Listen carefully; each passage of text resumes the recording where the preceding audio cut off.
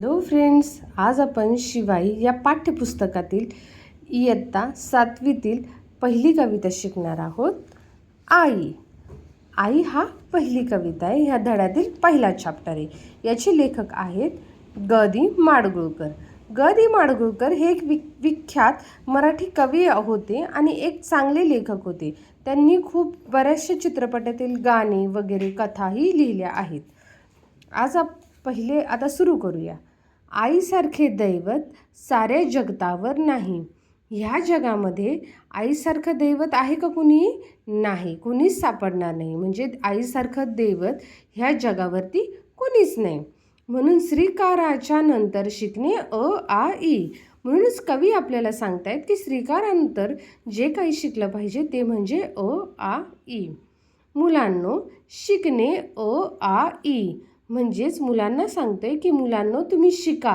काय शिका? काय आव्हान करतोय कवी? कवी म्हणतोय की तुम्ही शिका. अ आ इ तुम्ही शिकलं पाहिजे. तीच वाढवी ती सांभाळे. म्हणजे आईच ही व्यक्ती अशी आहे की ती आपल्याला लहानाचं मोठं करते, आपल्याला सांभाळते, आपली सगळी कामे ही आईच करते. आपल्याला डबा देणं, आपल्याला शाळेत सोडवणं, आपला अभ्यास घेणं, आपल्यावरती चांगले संस्कार करणं, ह्या सगळ्या गोष्टी आई करते. म्हणजे कवी काय म्हणतोय? ती करी सेवा तीन त्रिकाळी. म्हणजे आई आपल्या तिन्ही वेळी म्हणजे सकाळी, दुपारी, संध्याकाळी आई आपल्या सेवेसाठी नेहमी तत्पर असते. आई काय करते? आपली सेवा करते, आपली सगळी कामं करते, आपल्याला मदत करते. देवानंतर नमवी मस्तक आईच्या पायी. म्हणजे देवानंतर जे कुणी आहे किंवा जी कुणी व्यक्ती आहे ती म्हणजे आई. म्हणजे आईला देवानंतर कवीने महत्त्व दिले.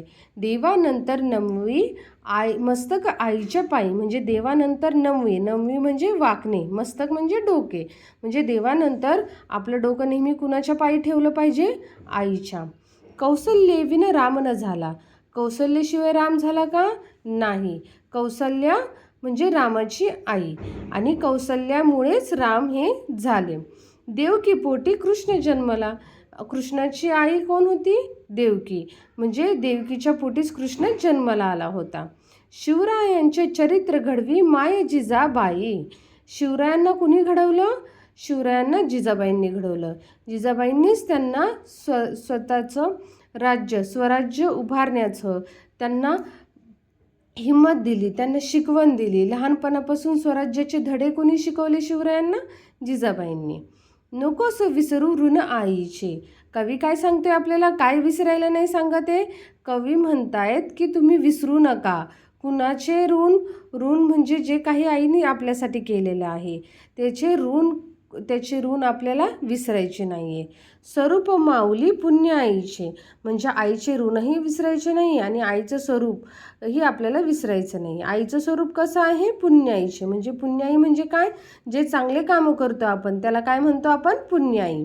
आणि हे आईचं स्वरूप कसं असतं? पुण्याईचं असतं. थोर पुरुष तू ठरून तियेचा होई उतराई.